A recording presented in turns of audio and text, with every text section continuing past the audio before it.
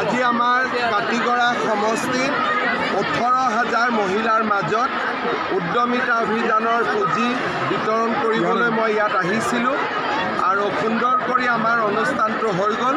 সকলোকে ধন্যবাদ জনাইছোঁ। कछाड़ में इस साल कितना टिकट मिलेगा बीजेपी को? सारे बीजेपी खड़ा होगा, सारे बीजेपी पास कर सारा जाएगी। बीजेपी पास करेगा, फेल करेगा वो तो आप जानते हैं जी, खड़ा करवाना हमारा काम है, पास फेल आपका काम है। काठीगढ़ा में क्या कौन आ सकता है बीजेपी? काटीगढ़ा में अभी तो आपका बारे में सोच रहा हूँ, मैं तो खड़ा नहीं होऊंगा तब तो दूसरा के बारे में सोचना पड़ेगा।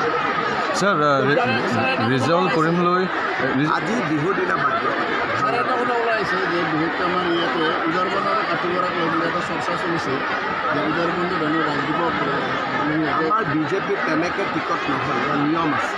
सर एक ट्रेंड शुरू हुआ है, दोनों देखा कल धौलाई में भी जब निकला, धौलाई में अलग अलग करके वो लोग बोल रहे हैं। ठीक है, सब चलते रहेगा।